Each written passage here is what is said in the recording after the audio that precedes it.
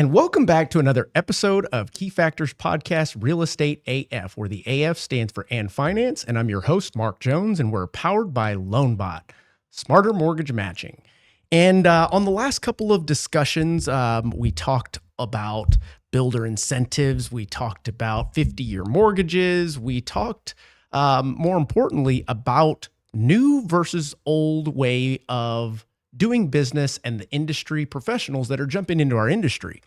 And a name came up a few weeks back of someone that is just making headwaves all over San Antonio. She walked into our office several years, well, it was maybe 2 years ago. And as she left the office, I told my loan officer, I said, she's going to be pretty high maintenance, but you're going to want to stick with this one. So without further ado, let me introduce Melissa Roel.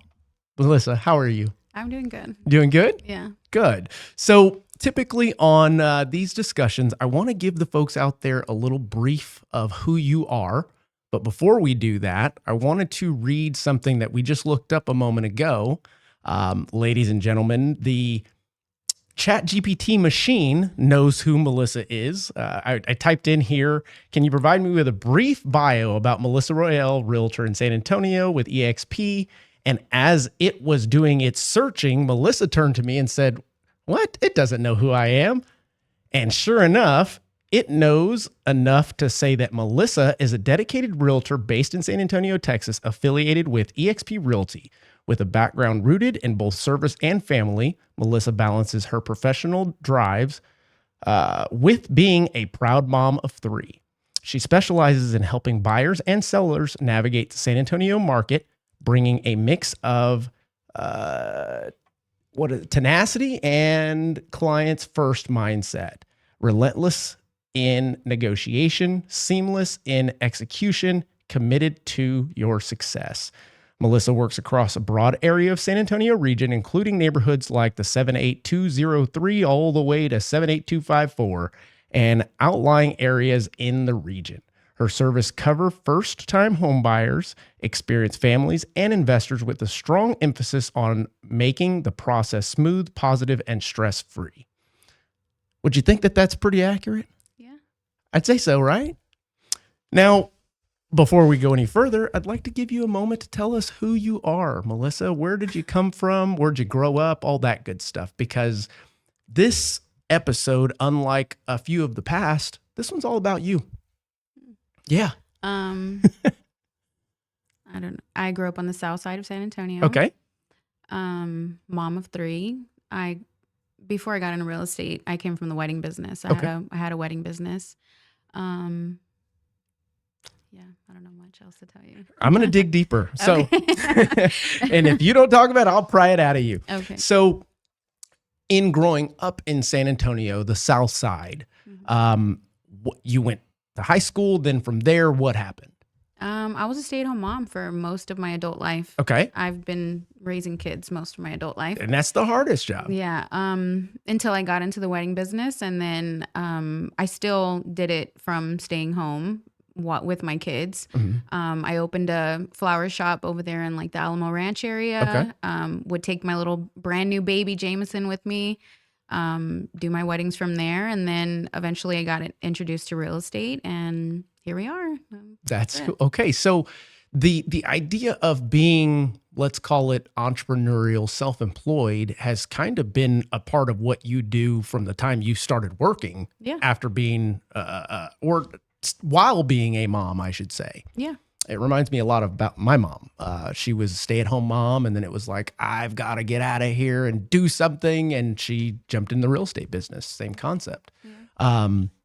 But through your journey, what made you decide to be a realtor?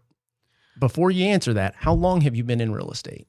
I just did my 2 years of my license, renewing my license just recently. Sold my first house January 15th of last year. Boom. I actually got introduced to real estate by my brother-in-law. Okay. We part ways, so and I became on my own. But yeah, I from the very beginning I got into real estate. I've had to just figure it out on my own. Yeah. And good thing I'm, like able to do that, because I feel like those bumps caused me to be as successful as I am in one way Yeah. or another. But yeah, just I didn't know a thing about real estate when I got into, not a thing. And now I would say I'm doing pretty good. And we're gonna dig deeper into some of the things that you're doing and how you have become so successful so quickly. But I wanted to emphasize for the folks listening, because on the past several discussions I've had, the question has come up: is it a good time to jump in to our business as a realtor? And it was Casey Hampton that mentioned, we all agree, yes, it is, but you need to go at it full throttle. You need to go Sure. 2 feet in, head first, that kind of stuff. And the reason being is a stat was pulled up. I think it's like something around the lines of 90% of realtors fail within their first year of doing it, which makes perfect sense. Yeah. But that's also not a reason for someone that is aspiring to do it to jump into the pool. Yeah. And reason being, you're proof of that. Yeah. Right? Yeah. So you never know if you are going to be the outlier or the one that, in my opinion, outworks everybody else, asks more questions than everybody else, is willing to go the extra mile, and not make excuses, et cetera. Now, those are the things that, in my mind, I'm thinking what got you partially the way to where you are. Yeah. But tell us about your experience thus far. When you got into real estate originally, did you have any mentors around you? No. Nothing, huh? No. Tell us about that. Okay, so long story short, like I said, No, make a long story long. We got an hour. I got into real estate. I was introduced by my brother-in-law. I didn't prepare to tell this story because I didn't know you were going to ask it, Oh, but yeah. it is what it is. We're digging. Got into it with my brother-in-law and my sister-in-law, who had their license a little bit longer than me. We realized really quickly, family don't work well together. That's true. So immediately within like the first few weeks, we part ways. I went on my own. I almost considered quitting. I literally said, okay, well, maybe, I should just go back to doing what I'm doing. Maybe this is his thing, whatever. I know weddings. I'm great at weddings. I did over 1,000 weddings over, a few years. So that's my thing. Maybe I'll just go back to that. And then I met another agent in real estate. And then I thought like, oh, I'll go over there and try that. And then I went over there with them. Didn't work out. Not at all. So that lasted about a month again. So mind you, at this point, I'm like 2 months in, 3 months in maybe to having my license. So then from that point, I was on my own. I rented an office over there by the airport. I had one girl who shared the office with me. She was just as new as I was. And we were kind of like the blind leading the blind, literally. If I had questions, I would call a broker and just ask the broker. Honestly, a lot of the time I would ask the listing agent. I don't recommend that. I don't, No, but you used whatever resources you had at your disposal. Yeah. And that was convenient for you. If the listing agent didn't give you advice, then I'm guaranteeing you're going to go to your broker at that point. But hey, I've got you on the line. Yeah. Might as well ask this question. Yeah. Honestly, that's how it started. I just would tell them all like, hey, I am new. If I, left something off or I didn't put something in there, please just let me know. And, they all were very welcoming. They all, were very helpful. But yeah, for probably the first 10, 15 deals, it was, I was trial by terrified. fire. Yeah. Yep. I'd call the broker a lot. I'd ask questions, hey, about this. I would do a ton of classes that had to do with contracts and things. I didn't want to mess up my contracts. I used a transaction coordinator for the first, several, because I wanted to make sure that, I'm not missing anything. I'm not getting my clients in trouble. I also would ask other agents, just that I had met like in networking events, things like that. Can I see like a copy of your contracts? And just, I just literally just used whatever I could to figure it out. And then I got about a year in. At this point, it's been my first year. Y'all mentioned it the other day. I had sold 30 something homes my first year, and I had posted on Instagram, and I was kind of disappointed in myself because there were some other agents that I followed, like influencer type agents that, gave the impression that man, they're selling like 100 homes a year.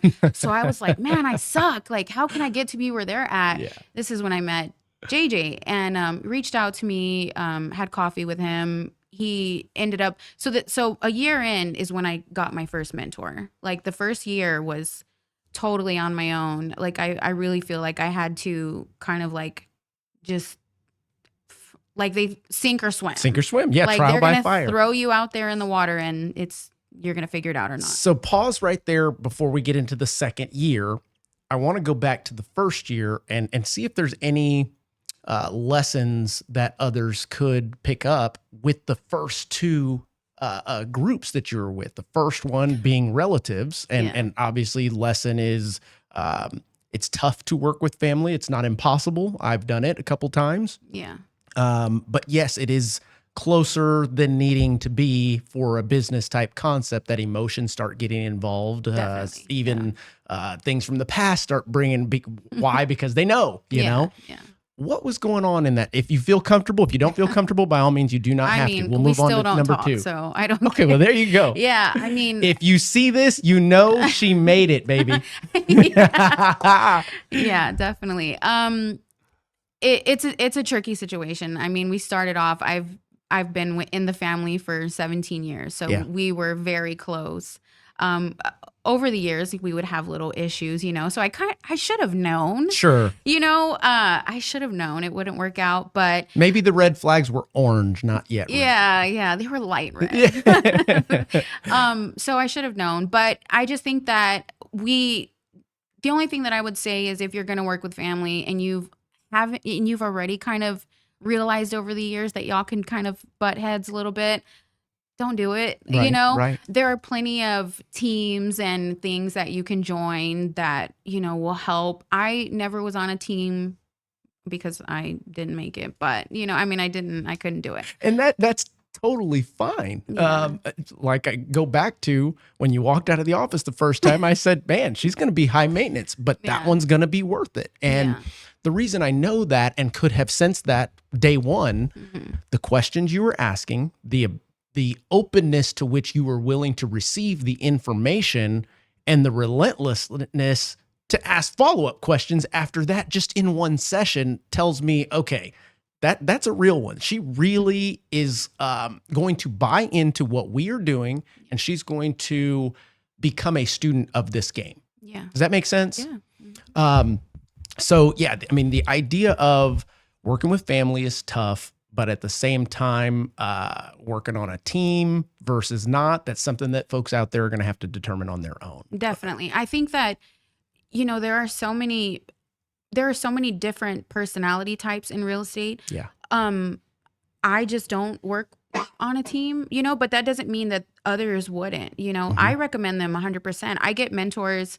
I mentor some new agents that come into EXP, and I let them know, like, hey, I'm here if you have any questions, if you need to reach out. Yeah. But if you want like that side-by-side hand holding, you might prefer a team, they're not bad. They're just different. It's a different way of going about the business. They'll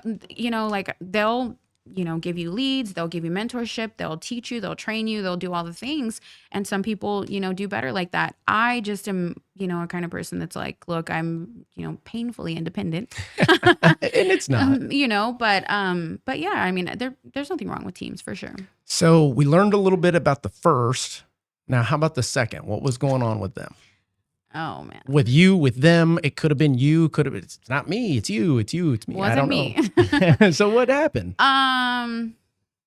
Things that we can learn. Yeah. I just think we just need to be careful, just kind of like who we choose to put ourselves around. Yeah. I don't have anything bad to say, or I don't really want to, but I think that as long as we're mindful of our environment and we know ourselves enough to know where we fit in and where we don't, and leaving, when you don't feel welcome anymore.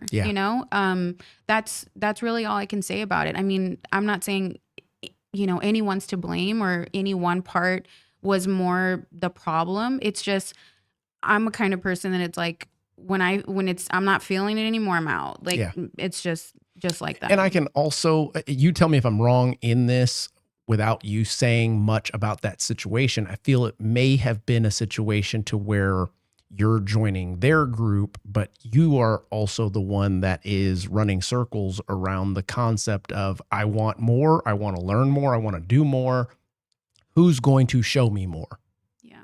I don't know if that's true, but I mean, yes and no, a little bit. I mean, without, going too much Sure. into it, it kind of became an environment of maybe they thought they were taking in someone who wasn't capable or whatever.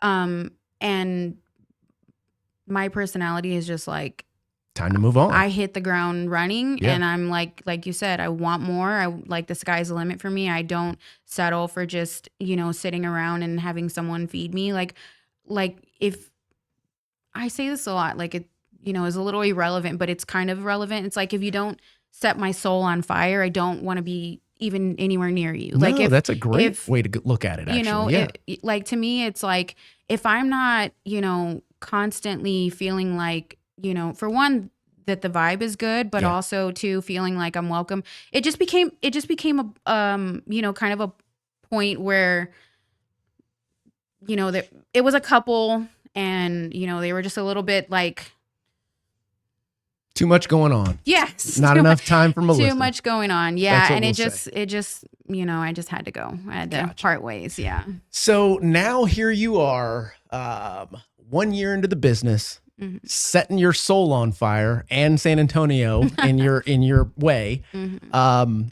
What does year 2 look like? You mentioned it's time to get a coach, a mentor, something, someone that is in the business that can look bird's eye view, tell me what I'm doing right, what I'm doing wrong, what I can focus on. Yeah. I would assume because you wanted at least a repeat of the previous year. Oh, I wanted better. I mean, a repeat Tell was me. like boring to me. Like, Yeah. a repeat was like, no. And which I am kind of like at a repeat of last year. And I still feel like, I don't know. So yeah, I wanted to find that one that was going to teach me how to sell 100 houses a year. Right. I wanted to, and I didn't even know I was looking for a mentor at the time. Like, when he reached out, I was over at a brokerage where you're on your own. Like, Yeah. it's a cloud-based brokerage.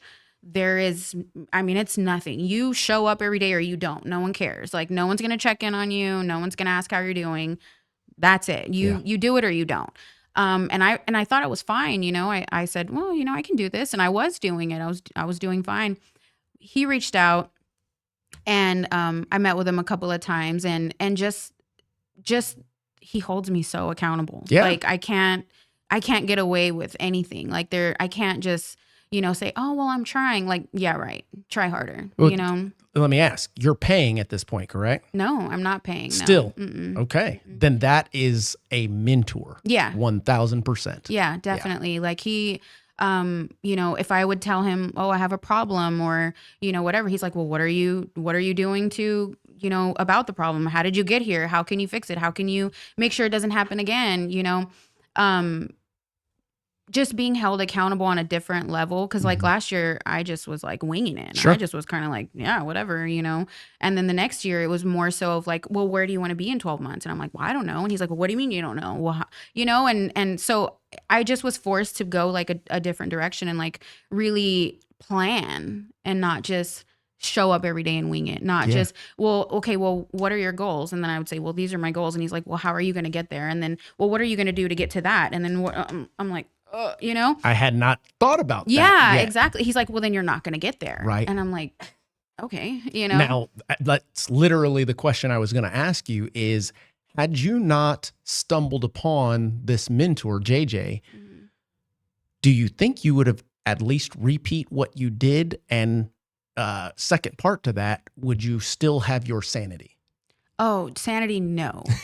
So my brain was fried last year. I remember there would be times when, I'd have 2 or 3 pending transactions, and I literally would just like want to cry. I mean, there are so many deadlines and dates and, things that, and I would just, my brain just felt fried. Yeah. And now my brain's peaceful. I talk to Nicole all the time, and I'm like, my brain's peaceful. I have systems that handle these things. I have, checklists that I look at to where that I'm not constantly trying, did I forget this? What am I supposed to be doing? It's automated now. So Right. that's something that was learned. Last year I didn't have that. Last year it was just figure it out, Yeah. And so I think that would I have been the same? Probably. Because I do, it's just me. I probably would have, I'm still, gonna get it. yeah, one way or the other, That's right. the hard way or not. But definitely it's changed, just like my quality of life of doing that. Because now I have 6 pending transactions right now and I don't even think about it. Right. I have a set time that I look at it on the calendar every day. I do what needs to be done and then it's out of my mind. If I hadn't have learned those things, I don't know how long I could have stayed on that trajectory. I probably would have burnt out really quickly. Yeah. And we talk about the burnout that both lenders and realtors have when they're grinding. And without the team and without the roadmap and plan to get to where you're going, it almost it takes over you. That becomes you instead of, like you said, I'm me, this is my business, and my business runs this way type concept. And I wanted to emphasize that for the listeners. I hope that you would answer it that way, because in my opinion, the folks that do figure those things out are able to prosper for a longer, for sure. Yeah. because of the sanity piece. That's why I added that second to it. Yeah. In regards to systems and processes, what are some of those things, and you touched on them a little bit, but what are some of those things that could possibly help this newer generation of realtors that are getting in? Maybe they're having some good luck, some good fortune, and closing some deals and wanting to do more, but they don't have any systems in place. They're not looking at the couple of months down the road, if that makes sense. A few of them, definitely. Number one is your Google Calendar. Okay. If last year I didn't even use a Google Calendar, I would just say, oh, I have an appointment on this day. Hopefully I remember it. Yeah. So your Google Calendar is huge. Time blocking things are huge. You can't allow people to just suck the life out of you and expect you to be everywhere all the time, responding to everything. So you set aside certain times that I'm going to respond to these things. One thing JJ says all the time is nothing is going to kill a residential deal in 24 hours. So if I'm at, like a birthday party or whatever, before I would be like, oh my God, I got to respond right now. Yep. Now it's like, okay, I have a certain time that I look at these and I will respond when it's that time. Right. I have a certain time that there's another system that I created on the Google Files or whatever it is, Google Docs or something like that, where I put each, he sent me like a checklist and he even laughed because I had to make it my own. I just couldn't do it the way he Nothing had wrong it. with that. But I put it into like these Google Docs, and then I put, the person's name, the client's name, address, and then just all the dates, like important dates on there. And it's literally like 30 things long. So when you have a whole bunch of pending transactions, whatever's in red needs to be addressed. So every day at a certain time, I look at it and I say, okay, this is in red. Am I able to find this today? If not, we look at it again tomorrow. I forget about it. It's out of my mind, once I look at it. So that's one system that I could not do real estate without. That one. My Google Calendar, the task section on your Google Calendar. I didn't even know about it until probably 6 months ago. You can create a task, and then instead of trying to put it all in your notes or write it on a piece of paper and lose it and things like that, the task section has been huge for me. Every day I look at that task section. I say, what can I do? What needs to be moved to the next day, et cetera, whatever. Right. And then as soon as you're done, you can clear them out. And then being able to see all the tasks be cleared out does something to your brain. Like it really does. And then probably aside from a CRM's huge. Following up with people, if you don't follow up with them, you're going to forget about them. I close deals sometimes that I met 7 months ago, and if you meet them one time, then you forget about them, like they're going to find another realtor. Absolutely. It's just that simple. They're not going to care to reach out to you later unless you're their friend or whatever. And even or then, unless they've got your loan bot. So yeah, the CRM and following up. And then lastly, I would say is my lead tracker. It's just a document I got from another realtor. It's literally just being able to see a list of what leads have come in and who are they and where are they at, like what's going on with it. So I put little notes on the side of it. I switch it out every month, and then sometimes I'll go back to the months before and call them and just check in on them. And I'll put it in different colors, and I'll say, like, if this is someone that's, they're approved, they're ready to go right now, like I'm going to check in with them daily. Yeah. So that's in a different color. If they are, someone that's like, I was just kind of wondering how it is, blah, blah, blah, whatever, maybe check in with them every couple of weeks or, once a month, maybe even every 3 months, just depending on the Right. conversation. So the lead tracker, the Google calendar, the task section on your Google Calendar, and then that thing that I created, I saved my life. So honestly. basically, sitting down, looking at your business from a bird's eye view and going, okay, what things need to be delegated, automated, set on autopilot? What can I use technology for to leverage to make me a better producer, wife, parent, etc. So for the folks listening out there, one simple way to start something like this, and it doesn't even need to be super intricate, but I used to do this practice with our loan officers, and I would have them create a could do, should do, and must do column, like 3 separate columns. And each week or each day, however often you'd like to do it, you go in and you list all the things that you could do this week or this day to make your business better, to get another buyer, shopper, seller, etc. Then from that column, you move some over that you should do today, this week, etc. And then from that column, you move over the things that are must do's. And you start with your must do's and move to your could do's. And then you, at the end of the day, you go, okay, did I do everything that I should have done, could have done, and must have done type concept? And it's just an easy way to go about what you're talking about, which then turns into a time blocked, consistent, needle moving practice that I do every day at this time, etc., without exceptions. Yeah. So we're still in your second year. We're going strong. What is this year like? Without talking about systems, what is this year like for you being in the market that we're in and painting the picture or framing the market? We're in a affordability crisis. We are dealing with what consumers believe are higher interest rates because they're still comparing them to our 2020, 2023. And we're short on inventory on the pre-owned side, but the new construction's giving away everything. What is today's world like for you and getting deals done? So I feel like everyone has their own situation. Everyone is different. I definitely have seen the issues with, not having a lot of pre-owned inventory.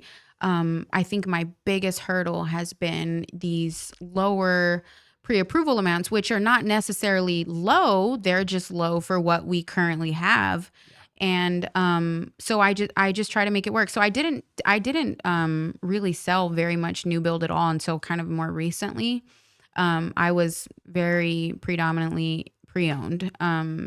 But I just kind of look at the situation as a whole. And so in weddings, I was a photographer, a florist, and a coordinator.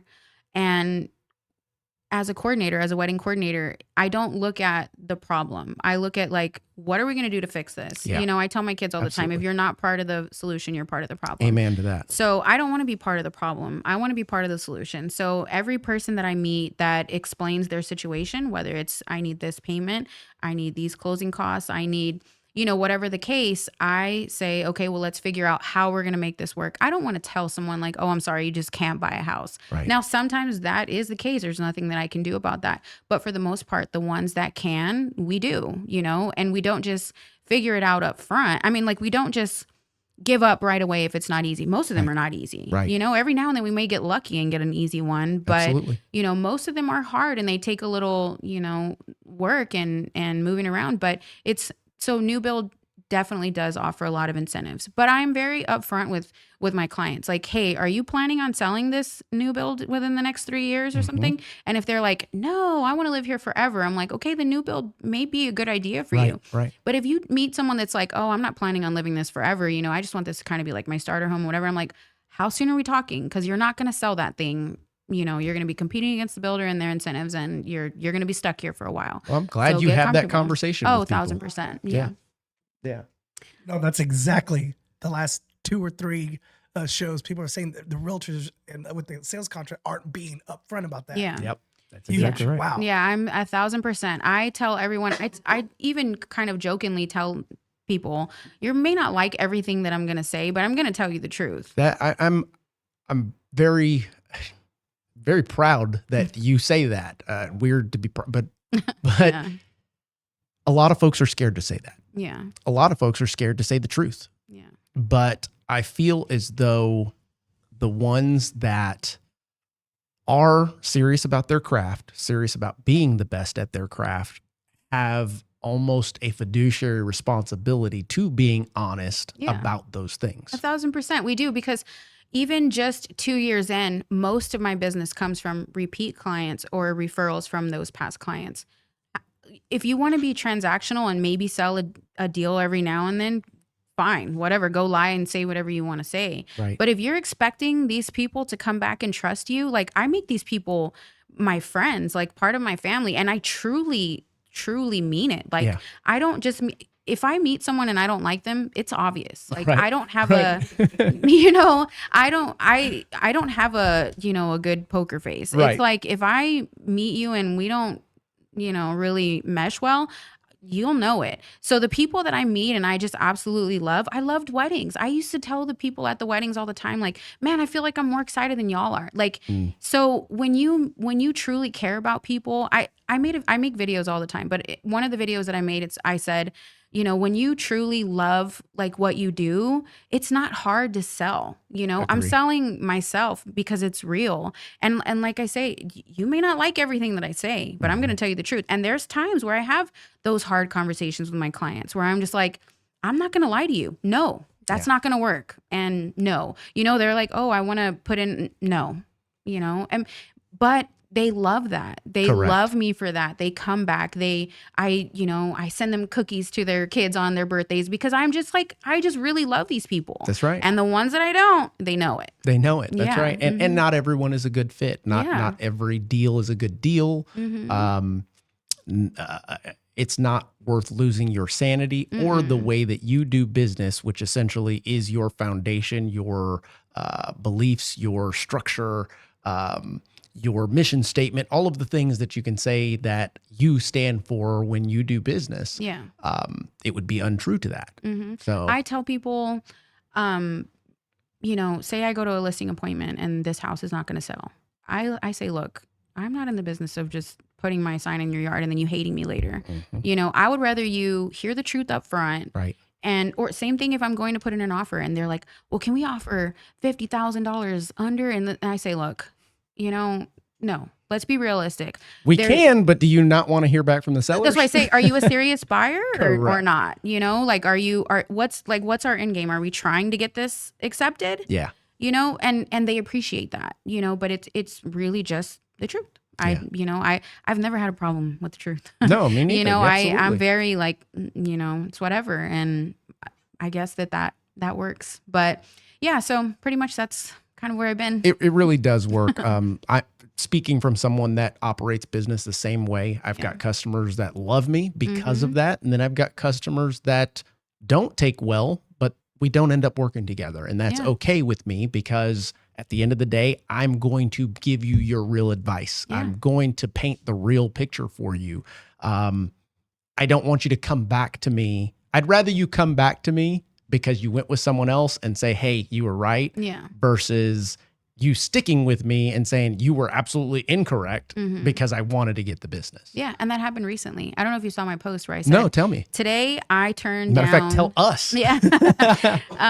So recently I had posted on Facebook that today I was going to tell the story of how I turned down a showing that last year I'm not a showing, listing Okay. that last year I begged for. Okay. I literally begged the lady. Tell us about it. Okay. So last year it was pretty early on. Now, just because of the training and things that I've had, I would say that I'm an expert in listings. Yeah. Like I know them pretty well. Last year, buying a house is not the same as like the listing side. Agreed. They're two totally different things. So I wasn't great at it. I kind of knew how to run comps and that was about it. Yeah. You know, like literally that was it. So if I went to a listing appointment, you know, I'd be like, sure, you know, like, yeah, I'll sell it. And maybe I did or maybe I didn't, you know. Mhm. Now I can pretty much predict if I can sell this house or not. I can tell the seller about how long it's going to take me to get it sold. You know, there's so many aspects that go into selling a home. Mhm. So last year I get a call from a lady. I actually go and I meet with her. I'm sorry, I called her. It was a for sale by owner. I went to go meet with her. She wanted a price way too high. And I didn't care. I was like, what do I need to do to get this listing? I'll cut my commission. Like, just tell me, like, what is it? And she was like, I'll let you know. And I thought the meeting went well. Like, I really thought she was going to hire me. I met her and, you know, we had a conversation for like an hour and a half long. I really was convinced she was going to hire me. She never did.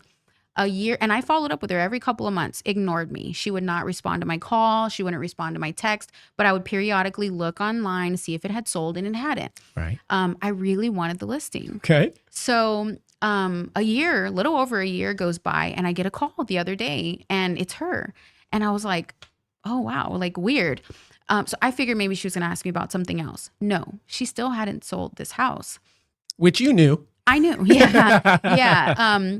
So she calls and she says, hi, you know, I still haven't sold my house.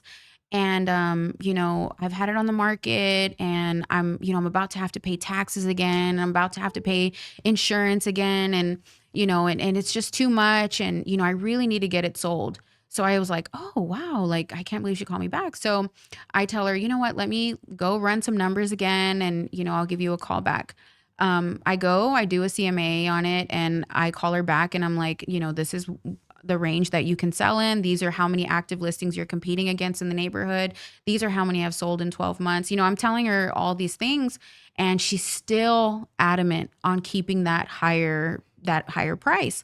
What was her reasoning or logic behind that? She owed some money and she wanted to be able to pay that off and still have after closing costs and everything, she wanted to still be able to have a good amount of money left over. And then she said, well, so I was explaining it to her line by line, like these are going to be your closing costs and, you know, things like that. And then she said, well, you told me last time that you would cut your commission. And I said, that's cute. Yeah. And I go, unfortunately, like I'm number one, I'm not going to cut my commission, but number two, I still am not a good fit for this listing. Right. And I said, I really, you know, wish you well. Let me know if you ever, you know, have any questions or need anything from me, but it's just, you know, unfortunately for me or, you know, for you or whatever, but this listing just isn't going to be, I'm not going to take it. And she, you know, she was like, oh, okay, well, thank you for letting me know and things, but it's crazy how we go full circle because like I said, last year, I literally was begging this lady. Yeah. I was in the driveway with her saying, so what do I got to do? You know, Yes. I mean, I was like, is it the commission? Is it this? Like, you know, and yeah, I'll let you know. Here we are. And I've really mastered my craft, which I still have a lot to learn, of course. You're a student to the game. Yeah, Absolutely. You know, but I'm just a total different agent than I was in that time. And now I'm like, not only I'm not going to cut my commission, I'm not even going to take that listing. You know, a couple of things from that story that I'd like to dig in deeper.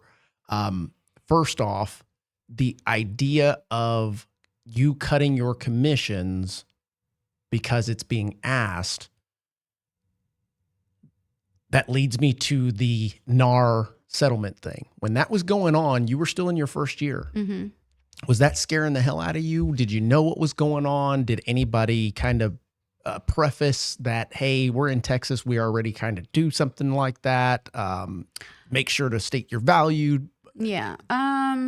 It didn't really scare me because it's kind of like all I knew. Yeah. You know what I mean? They were already talking about it like right when I got my license. Okay. This is kind of, they hadn't made the actual decision yet. Correct. But they figured it was going to go that way. So they were kind of already like any of like the broker meetings and stuff we would have, they would say, you know, this is the direction we're kind of already taking anyway. So, I mean, I didn't even know any different. Yeah. So, and I guess like the first few deals when I would put in an offer, I'd call right away and I'd say, hey, I just want to know how much commission you're offering and, this and that. And then I started to realize like, look, I'm going to put in the offer, whatever. And then this happened recently. And I actually had the conversation with the lady about the NAR settlement. Okay. I went to put in an offer last week. And in the offer, I put, mind you, the house had been on the market for over a year. I gave a really good offer. I went in full price. I only asked for a little bit of whatever our max concessions, Closing, but yeah. it's it was a conventional So 3% loan. So if they're yeah, doing so 5% it wasn't down. much. Yep. Yeah.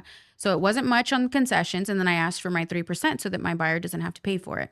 Mind you, I wouldn't make my buyer pay for it. But Right. anyway, and I put in my 3%. Well, this lady's an actual broker and reaches out to me and says, we accept your offer as is. 5 minutes later, she's like, actually, there are going to be a couple of changes. One of them is we're only offering 2.5%.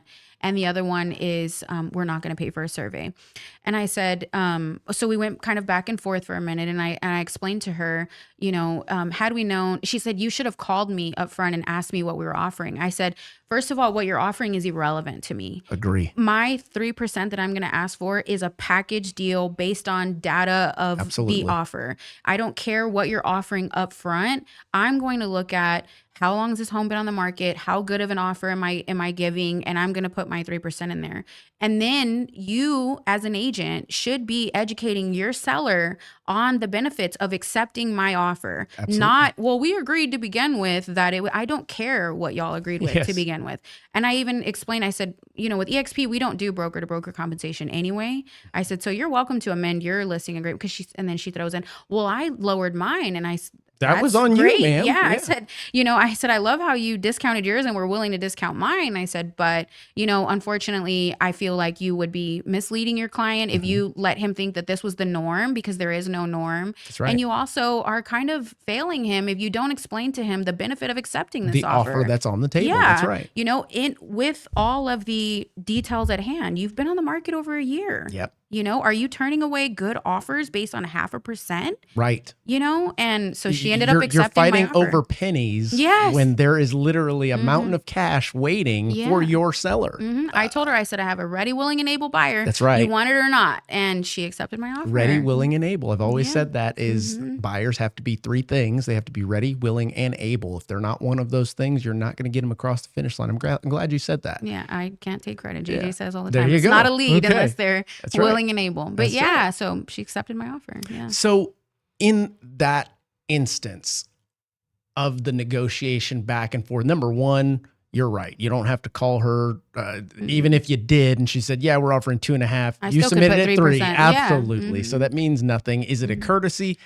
I don't know. I don't even think it is I don't a courtesy. think it is. Because you guys negotiate on contracts. Yeah. You don't. And if someone negotiate called on me words. as a listing agent and asked me, what are you offering? I wouldn't give them an answer. That's right. I Submit would your say offer. submit your offer and we will look at it as a whole. Yeah. So I just kind of do the same thing. There is no standard the way she, made it seem. Right. No, and I totally agree with that. Do you think that, let's say someone in your position of last year, your first year in the business, the way you were trying to get that listing so bad, cutting your commission and throwing everything at it to capture that business, do you think that there's a lot of that going on, which is spreading the narrative of lowering the realtor's value? Does that make sense? Yeah. I do think there is a lot of that going on. I think that, a lot of agents think that some business is better than no business. And I'm not saying I've never cut my commission. Sure. I have. There are times where, my seller doesn't have enough with the offer that's come in to, close without paying out of their pocket. And, we're going to go buy as well. So, you know what I mean? I make it work for them because ultimately they are the most important. Yeah. Of course, I want to be paid for my work, but I don't want to put my clients in a bad place, So Absolutely. I have lowered my commission before, but I also don't think that all business is good business. There's some times when it's just not a good, fit, or it's just not a good. And I don't think that lowering it lowers our value so much because any person who has bought or sold will tell you that a good real estate agent is worth their weight in gold. Yeah. Because not most, but a lot of agents, and I know because I've worked on the other side of them, Mhm. don't have a clue of what they're doing. Right. And I'm not saying that like I'm the best or I'm the smartest or anything like that. I still have a lot to learn. I've said that. Yeah. But there are a lot of people that are just kind of like flying by in the seat of their pants, and and a lot of these questions that they ask or things that they'll put on the contract. But I mean, I know that I was in that place at one time, so Right. I'm kind about it, but I can just see like overall, like a lot of people just like there are a set of good ones, and then there's the rest. Yes. You know what I mean? Yeah, I do. So yeah, all real estate agents, no, I don't think that everyone should be. And I've said this before. There are some that kind of like do it part-time and their family know that they're agents and maybe throw a deal in their lap every few months or whatever. But the ones that are working every single day, hours on hours on hours on hours, we're sacrificing. I feel like, yeah, we should be paid because I work hard and I make sure that they're getting a good deal and I fight for my clients. And there's a lot of things that I use my experience to prevent them from some muddy waters. Yeah. A lot of agents wouldn't know that. A lot of them maybe just, get them to the finish line and we hope that nothing comes back and bites Sure. them later.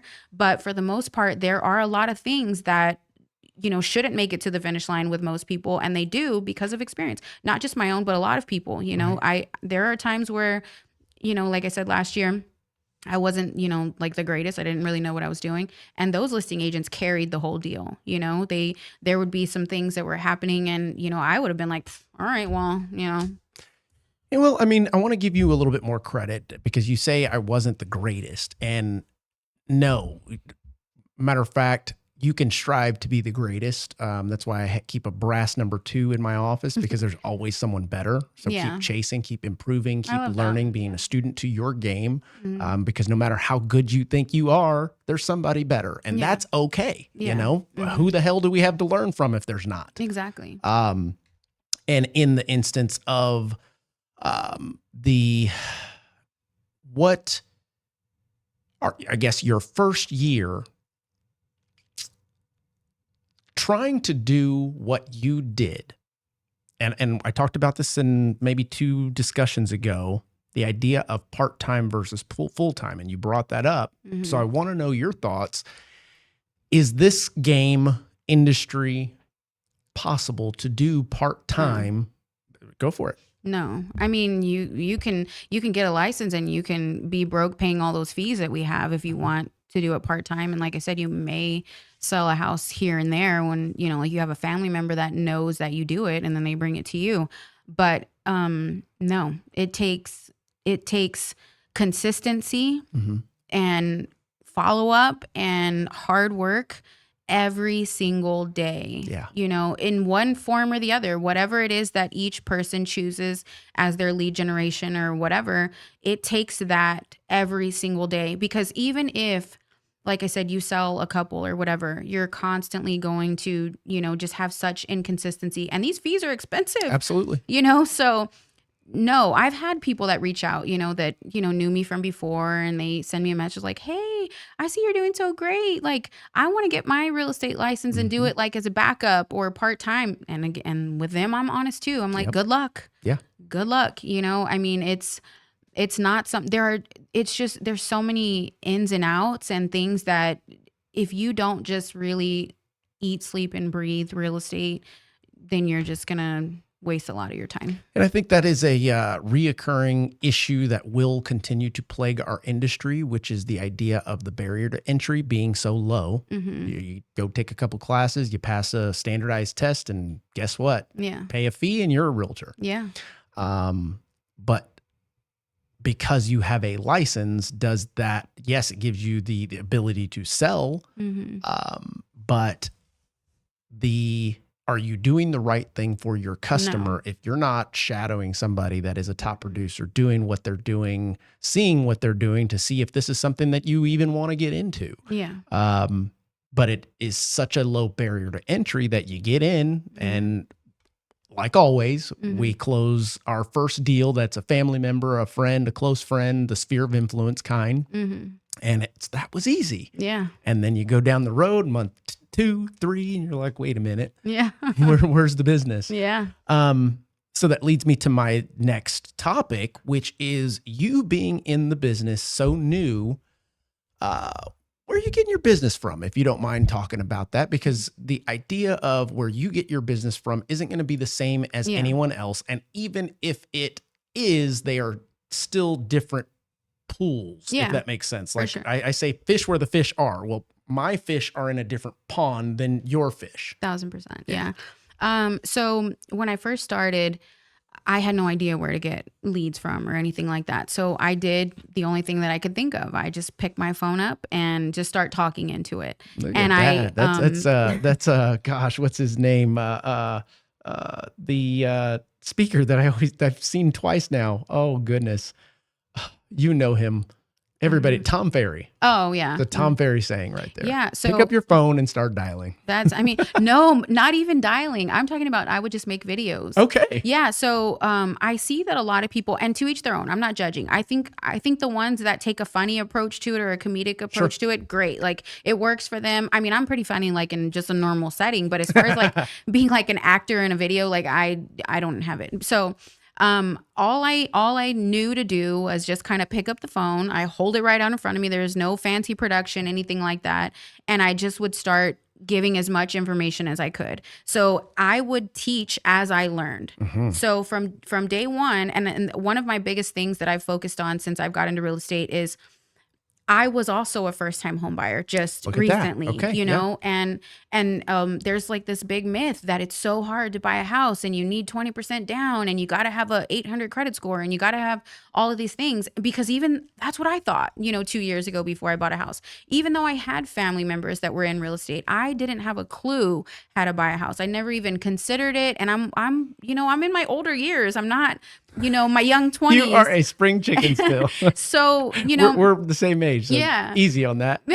well, you know what I mean? Like it's not like I'm this young college student that's just Right. naive to life. Like I'm older, so you would have thought I knew how to do it, and I didn't. So that's kind of the approach that I took. When I would learn something, I would teach it. When I would do something, I would share it, just like that. Yeah. And it's just picked up. So I don't get my business from strangers for the most part on social media, but just staying top of mind with people that already know Yes, me. your That's sphere. where it all comes from, is referrals from them, or just them, or now it's been mainly past clients and repeat clients. Yeah. There you go. Mhm. There you go. And I think a lot of folks are scared to share like you're talking about, because then people will go, oh, wow, you just learned that? Yeah.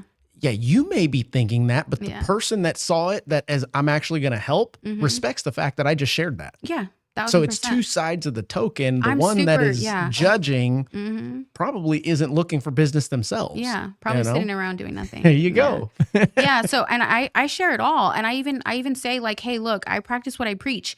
I bought a starter home. I didn't just say, well, I can't buy a $500,000 house, so I'm just going to stay renting forever. No, they told me, y'all actually Yeah. told me, you can buy up to $250,000. And I wanted to be in this specific neighborhood so my kids can stay in the school, because we rented the same Yep. house for 13 years. So I said, okay, I have up to $250,000. I know I need a 4-bedroom, 2-bath, and I need to be in this same neighborhood so my kids can go to the same school. Yeah. So I had like 4 houses to choose from. There you go. They weren't nice. But you still took that I seriously. took the Yeah. opportunity, and I have fixed my house up to where I love it. I say all the time, I don't think I'll ever sell this house. That's awesome. I did a ton of work on it. And I even jokingly say, one paycheck at a time. Like I built my dream home. Amen. One paycheck at a time. So I try to share that. Like, look, I'm not standing up here telling you, oh, go buy an ugly house. Like, no, I'm right here with you guys. Like come buy a house, whatever you can afford, fix it up little by little. And then, if you want to sell 5 years down the road or whatever, leave with your check, and then you can go buy something bigger. You posted that before, which I Absolutely. thought was really cool, because it even gave me hope of like, yeah, that's really cool. He went from this, and then a few years later he went to this, and then a few years later he went to this. And when you share those things, even people, that I'm not even looking for that information, but Right. I came across it, and I was like, yeah, that's pretty cool, True story. Yeah. Yeah. And same here with me. I mean, I'm explaining to people like, look, I did it too. I'm not here just telling you because I'm trying to sell you a freaking house. Like, I'm telling you, if you want to own a home, this is where we start. And, and then we'll get there later. That's right. But, start somewhere. And some people appreciate it and some don't. I get a lot of rude comments. I don't really care. I delete them. It is. You know what? They feed the algorithm. Yeah. Mm-hmm. And I'm glad you kind of brought that up, which leads me to another conversation, a bigger conversation about and I've been trying to bring this home, on every other discussion, and hopefully it'll spread maybe a movement of people and their lack of understanding or willingness to sacrifice to get what they can now to work towards what they couldn't at the time, if that build makes equity sense. And then you leave with a check later. Yeah. And the folks that, I'll start with this. Are most of the folks that you're helping right now, let's say on the buy side, are they folks that truly need some help, but they're willing to actually accomplish that goal? Yeah. I knew that because this market has bred those type of buyers. All of the ones that rates are too high. There are a ton of people that could care less about the rate right now and want to own a home so they can start building some equity and work towards that next home and the next home, et cetera. But they understand the fact that I've got to kind of live in that for now and build up to the next. What are you seeing as far as buyers' expectations and willingness to compromise in that aspect? I love that. So that's one of the first conversations that I have with people. I went through kind of hell until I realized, look, if you don't set expectations, you are going to be miserable. So and they you are and as we are. Okay, very good. They are and I am, right? There's a big gap between reality and not. And if you don't set those expectations up front, it's going to be miserable. So I do get a lot of, buyers that are like, and it's not only just first time home buyers. A lot of times it's someone in the $500,000 range, but they want a $700,000 looking house. They just haven't really kind of grasped that, look, I don't know what you're used to, but this is what it is. And I let them know up front, there's going to be a compromise. Yeah. Unless you have an unlimited budget and you can check every box for your dream home, unless you have an unlimited budget, you're going to have a compromise. Now, is that compromise going to be on the location? Is it going to be on the size? Is it going to be on the age? Is it going to be on the upgrades? Is it going to be on the, whatever? Correct. There's going to be if you're not willing to compromise or you can't compromise on your budget, then be ready to compromise on something else. Yeah. Don't come and say, I need this, and this, but I will not go above this amount of payment. Money. Then I let them know that's not going to happen. Do you want to find something or do you not? Right.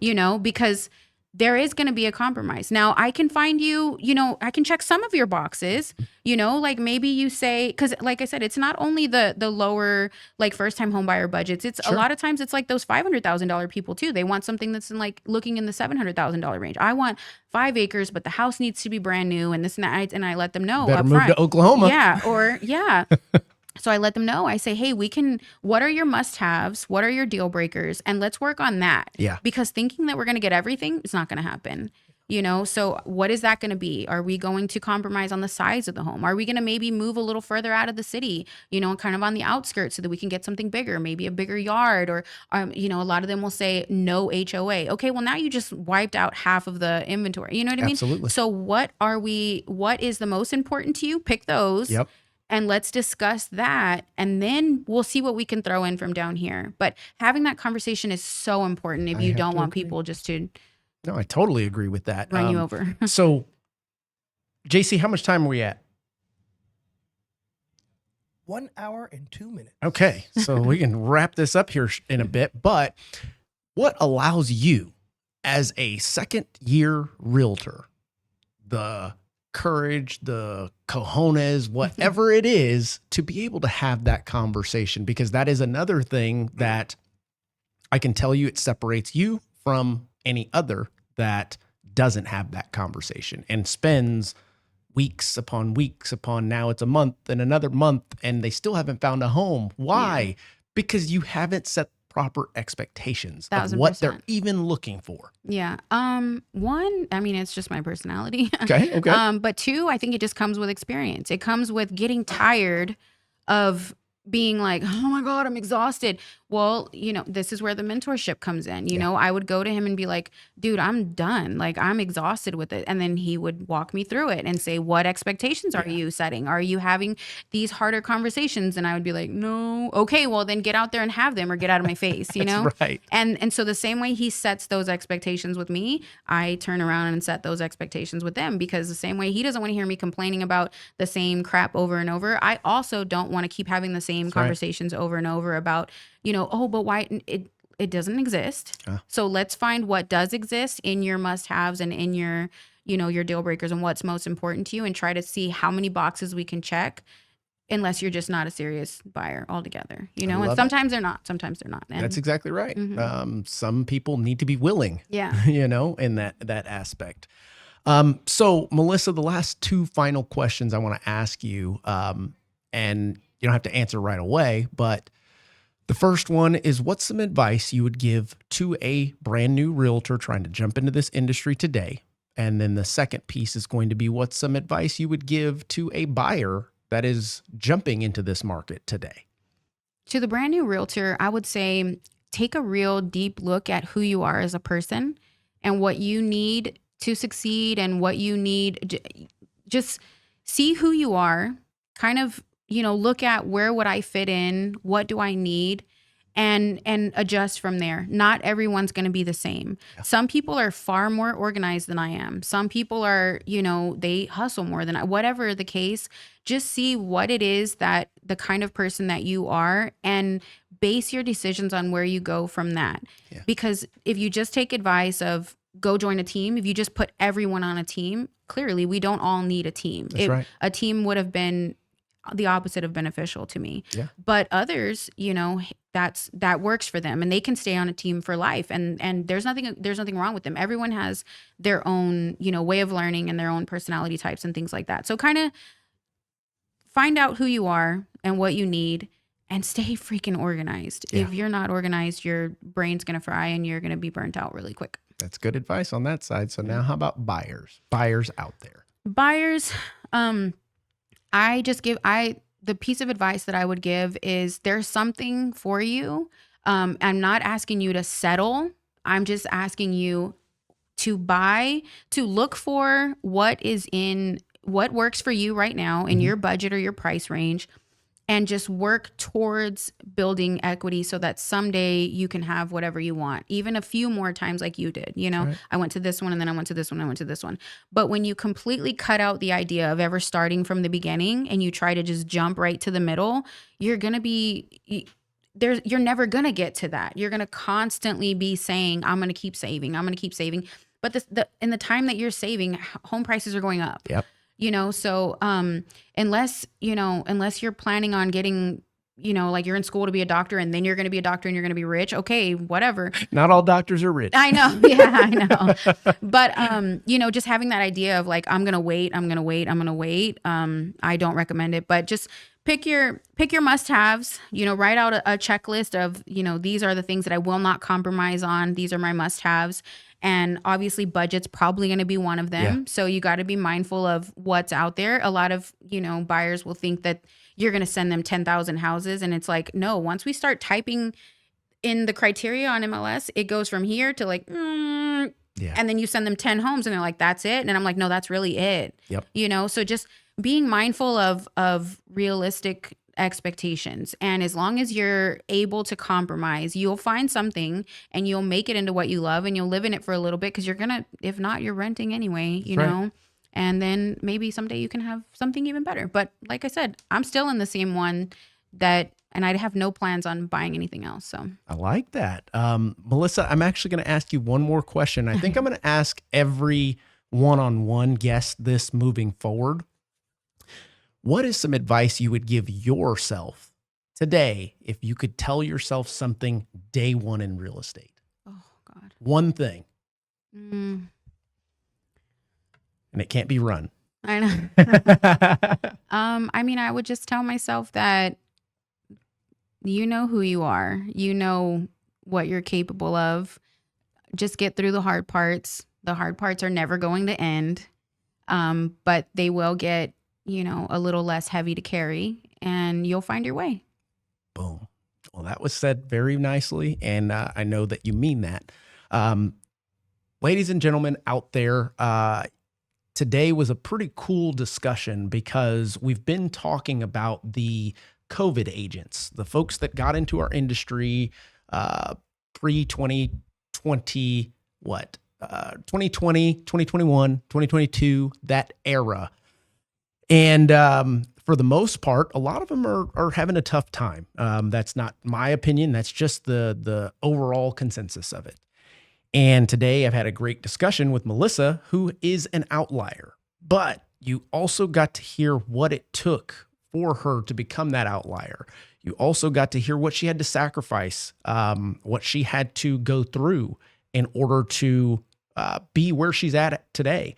And I have no doubts that she's going to continue to help more buyers and learn more and continue to be a student of this game, this crazy world called real estate that we live in. Melissa, I want to thank you for joining me and telling your story transparently. As difficult as it seemed up front, not too bad, huh? Yeah. An hour feels like 20 minutes. For sure. There you go. Well, guys and gals, thanks for tuning in. We are now, JC, throw up on the screen. Let's see here. Let me hit refresh on this thing. Where are we sitting? We're at 31.2 thousand subscribers and growing. I really appreciate you guys. So if you're watching this, if you get something out of it, make sure to share with somebody that could also benefit from it. Like, subscribe, all that stuff. And we will catch you on the next one.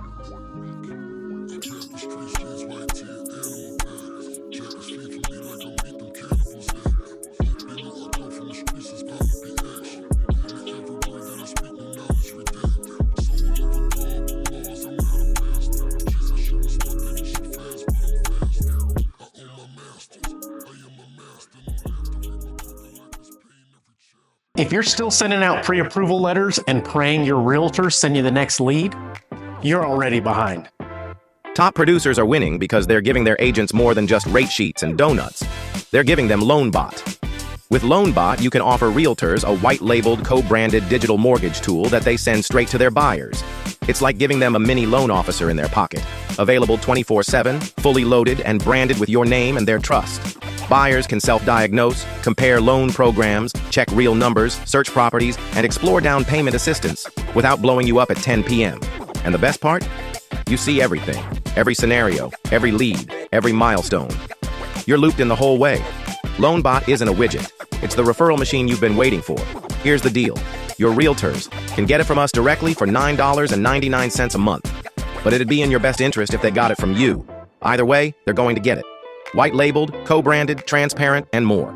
Sign up for your demo with our team of innovators.